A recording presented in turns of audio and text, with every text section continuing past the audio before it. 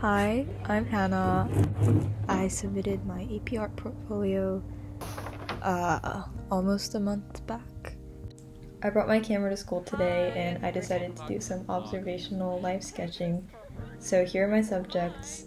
Here are Cecile and Joe doing a crossword, Kentaro studying, Ella making her Spanish presentation about Taylor Swift, and I also drew Relly and Joanne, but I forgot to take a video of them, so here's this other sneaky photo I took of them today. This is my sketchbook. I bought it a couple months back. Here's some of my daily sketches that I had to do, and some stuff that I drew on my own. I've been trying to do a lot more live sketching recently. I never did before because I hated the pressure of drawing someone I knew, but I am realizing it's a really precious thing to take the time to observe and notice every little nitpicky thing about little moments, capture them on paper as well as in my head, because it's hard to forget a scene when you've been staring at it for so long. Anyways, here are the pens I used. I used these Copic markers, the warm gray tones, the cool gray tones. Other than that, I just used some random pencil and eraser.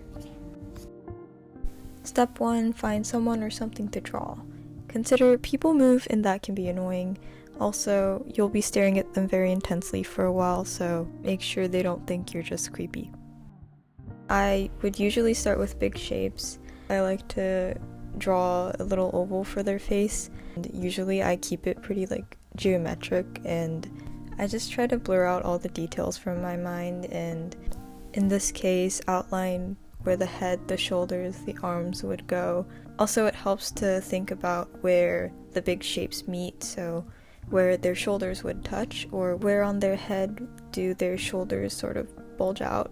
I would say don't get caught up in feathering, because I used to do that when I started drawing, but I think it helps more to just freehand a shape. Work loosely and think more about making marks rather than lines, and then erase, refine, almost like you're sculpting the right shape to balance out the overall composition, thinking about the placement of the shapes relative to one another. Try color blocking, so for example, typically the area under the eyebrow is a little bit darker, maybe along the neck or the jaw. If the subject has dark colored clothing or hair, just block it in with color. I use markers here, but it works just fine with pencil. With pencil, I love to crosshatch. I'll sometimes narrow my eyes and try to reduce everything I'm seeing to only a couple of shades. It might help to think about where the light will hit. Where is it darkest and lightest? Think of the mid-tones relative to that darkest shade. It's really helped me to look at an image as a collection of just blotches of shades and marks and colors, and it helps to focus more on tonality and mark making rather than drawing an eye or the pupil or the eyebrow, because when you compartmentalize like that, it makes it easier to assume that an eye should have an almond shape or the eyebrow should have a certain arch, but perspective tends to be weird, and sometimes it helps to forget what it is that you're trying to draw. It's a lot more useful to think this part is a bit darker or this part is a mid-tone or lighter to overcome your biases and draw something more accurate. And then it's just a matter of refining. Do finer color blocking, and don't forget you can just erase anything if you're working in graphite. For clothing or hair, because people move, when you're looking at them, just look at how the light falls on creases or folds in their clothing or the curls in their hair and block in the big creases, and the rest kind of just do randomly and imitate those patterns that you see. It really does get easier to predict where the light would fall, and I think that goes for a lot of things.